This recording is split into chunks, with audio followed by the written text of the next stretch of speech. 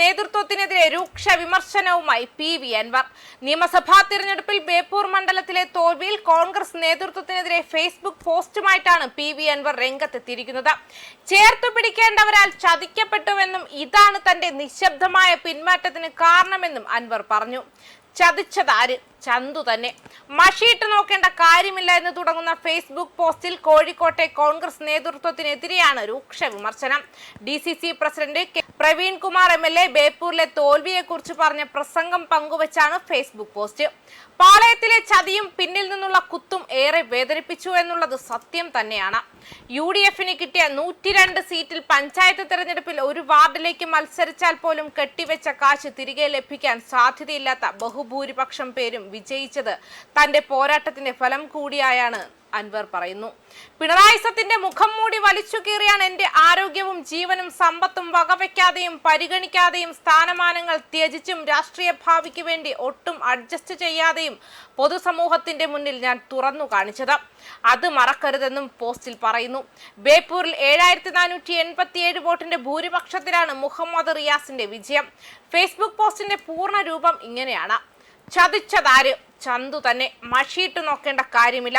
ഉത്തരവാദിത്തപ്പെട്ടവർ തന്നെ വിളിച്ചു പറഞ്ഞത് കേട്ടു. ബേപ്പൂരിലെ ജനങ്ങളും സഖാക്കളും എന്നെ വിജയിച്ചപ്പോൾ പരാജയപ്പെടുത്തിയത് ചേർത്തു നിർത്താൻ ബാധ്യതപ്പെട്ടവർ തന്നെ.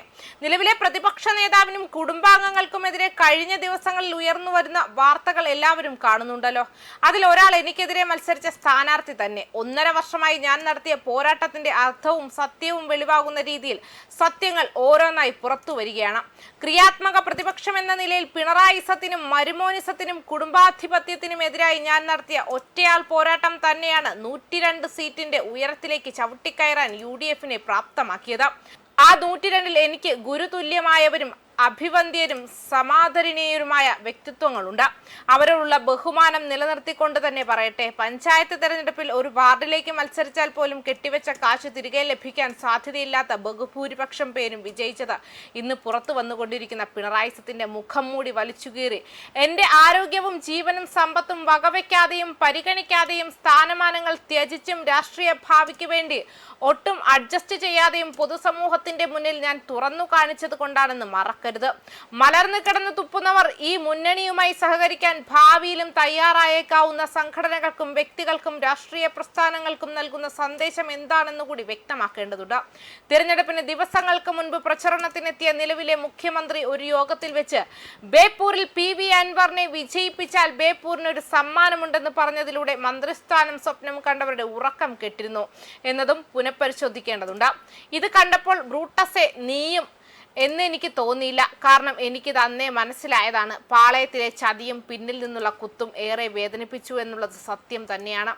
എൻ്റെ നിശബ്ദമായ പിൻവാങ്ങലിന് കാരണവും അതാണ്. ചേർത്തു പിടിക്കേണ്ടവരാൽ ചതിക്കപ്പെട്ടുവെന്ന് ഈ സമൂഹത്തോട് വിളിച്ചു പറയാൻ എനിക്ക് ജാള്യതയുണ്ട്.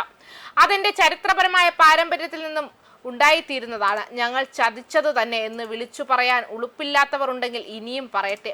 പക്ഷെ രാവും പകലുമില്ലാതെ എൻ്റെ കൂടെ പ്രവർത്തിച്ച സാധാരണക്കാരായ പ്രവർത്തകരോടും അവരുടെ കുടുംബാംഗങ്ങളോടും കേരളത്തിലെ ജനാധിപത്യ വിശ്വാസികളോടും പിണറായിസത്തിനെതിരെ കൈകോർത്ത് തോളോട് തോൾ ചേർന്ന് നിന്ന് പോരാടിയ സഖാക്കളടക്കമുള്ള ആബാലവൃദ്ധം ജനങ്ങളോടുമുള്ള നന്ദിയും കടപ്പാടും എന്നും എൻ്റെ മനസ്സിൽ സുദൃഢമായിരിക്കും. നിങ്ങളുടെ സ്വന്തം PV അൻവർ എന്ന് പറഞ്ഞാണ് അദ്ദേഹം പോസ്റ്റ് അവസാനിപ്പിച്ചിരിക്കുന്നത്. ന്യൂസ് ഡെസ്ക് കർമ്മ ന്യൂസ്.